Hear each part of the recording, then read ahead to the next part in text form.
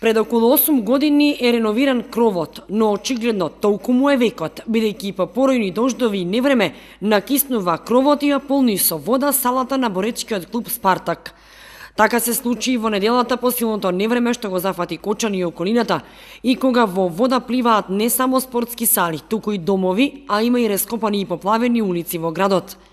Кога во понеделникот членовите на Спартак отишле на редовен тренинг, истиот не можеле да го реализираат, бидејќи во многу лоша и поплавена состојба ја затакле салата. И не само кровот, за реновирање и менување се и прозорците, санитарните јазли и гардеробата, кои што се во многу запуштена состојба, а во целата сала се чувствува огромна влага поради влажните ѕидови и немањето соодветна вентилација.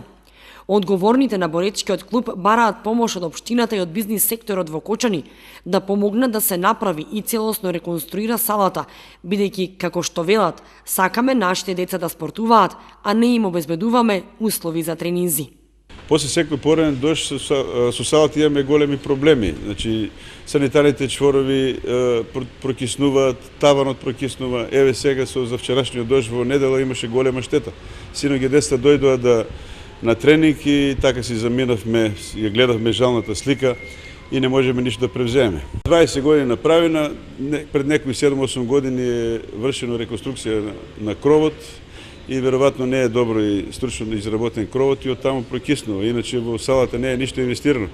Јас како председател сум само 3-4 месеци и просто не знаем од каде да почнеме.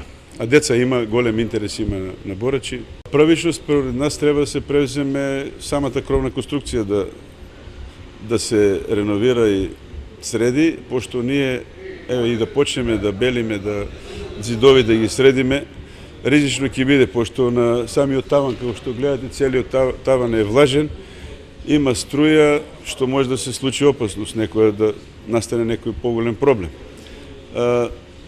Треба да се среди кровот, како што рековме, паркето треба да се целиот тргне, санира, душеците веќе се сите прокиснати, санитарниот чвор, туш, батеријата, се на се треба комисија да направи проценка, штетата е голема.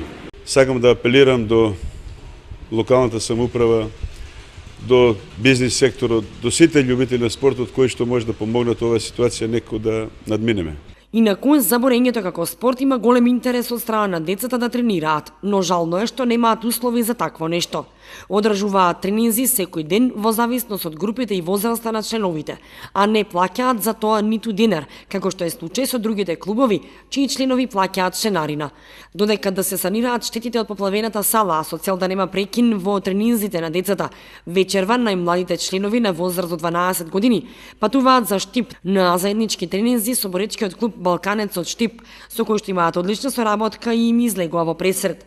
До крајот на неделата ќе имаат уште еден заеднички тренинг со Штипскиот клуб, бидејќи треба да се подготвуваат и за претстојното државно првенство, но и за организирање на меморијалниот турнир во Кочани.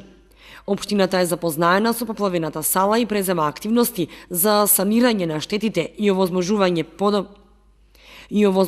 подобри услови за спорт на децата, а додека да се санираат работите, времено ќе им додели друга сала на располагање со цел да нема прекин во одржување на тренинзите.